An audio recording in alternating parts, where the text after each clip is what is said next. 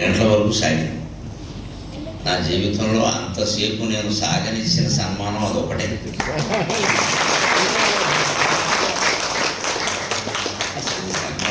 సన్మానం ఎవరైనా ప్రవచనం తర్వాత అంటే పావు గంట దాటితే నేనే దిగిపోతాను వేదిక.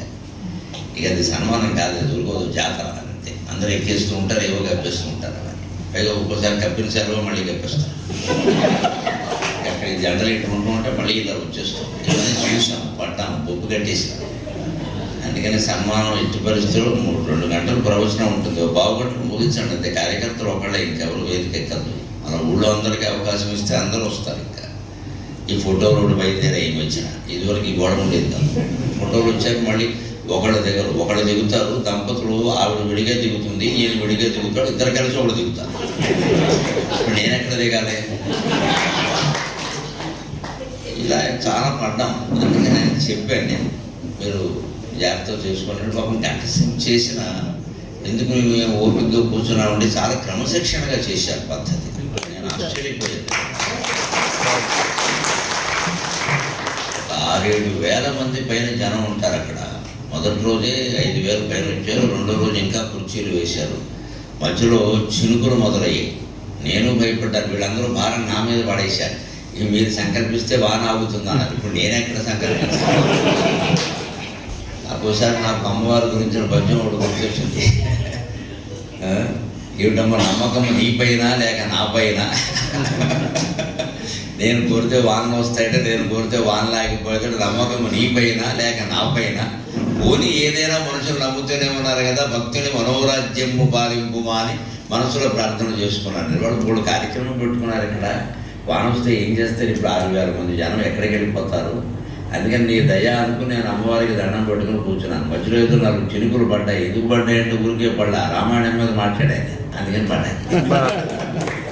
రాముడి గురించి మాట్లాడే, పైగా రామనవమి అయిపోయింది, పడకేమవుతాయి. అందుకని చినుకు అక్కడ ఆగిపోయాయి. వెంటనే కార్యకర్తలు చాలా ఆనందించారు. పాపం అంత ఓపికగా వాళ్ళు ఎంతో ఖర్చు పెట్టి, లక్షలు ఖర్చు పెట్టారు నిజంగా కార్యక్రమానికి. అంత ఖర్చు పెట్టి చేసినప్పుడు వాళ్ళ కోరిక తీర్చడం మన బాధ్యత అని ఏదో వాళ్ళు ముచ్చట పడతారు. దానికి ఏమి కాసేపు కూర్చోవడమే కదా. మన దగ్గర ఏం పుచ్చుకోవట్లేదు కదా, ఇస్తున్నారు. కానీ అందుకని ఏమి ఇచ్చినా మనం తీసుకుని దానికి ఏముంది అక్కడ కూర్చుందాం అంటే చాలా క్రమశిక్షణగా, ఎక్కడ వేరే వాళ్ళు ఎవరు వేదిక ఎక్కకుండా ఎప్పుడు ఎవరు రావాలో వారే రావడం, ఆ శాలువా కప్పడం లేదా కిరీటం పెట్టడం, ఏదో ఆయన ఏం చేయమన్నారో అది చేయడం, అంతా పద్ధతిగా క్రమశిక్షణగా జరిగినటువంటి సభలు నేను చాలా ఏళ్ల తర్వాత చూశాను ఖరగ్పూర్లో. నిజంగా ఖరగ్పూర్ ఆందోళన.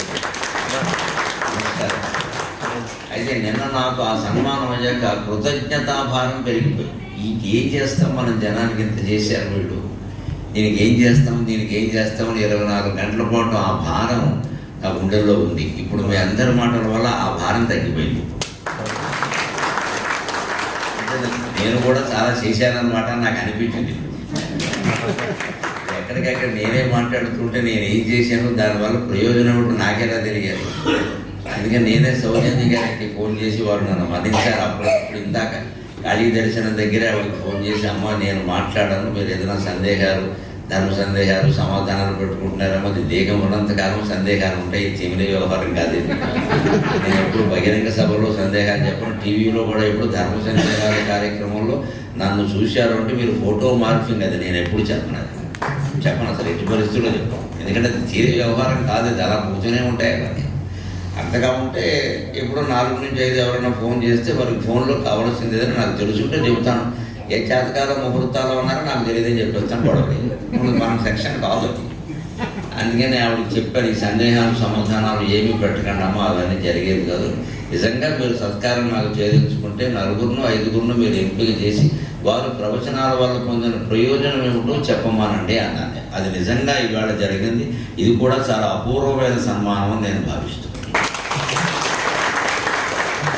ముఖ్యంగా రేవతి గారు, ఆ సైనికుడు, ఆ దంపతులు, అలాగే ఇందాక ఇప్పుడు ఈ 32 ఏళ్ల అబ్బాయి, 32 ఏళ్ల వయస్సుకు మీరు ఆలోచించండి. నాకు జీవితం మొత్తం అర్థమైందండి. బ్రహ్మసత్యం జగన్మిథ్య అన్నారు అంటే హిందూ ధర్మం శాశ్వతంగా నిలబడుతుందనడానికి ఎందుకంటే సాక్షాత్కారం. నేను ఏళ్ళుగా 92లో ఎప్పుడు అవధానాలు మొదలుపెట్టింది. అవధానాల రూపంలో, ప్రవచనాల రూపంలో, ప్రసంగాల రూపంలో, కావ్య రచన రూపంలో ఆశించింది ఏమిటి అంటే ఈ తెలుగు భాష, ఈ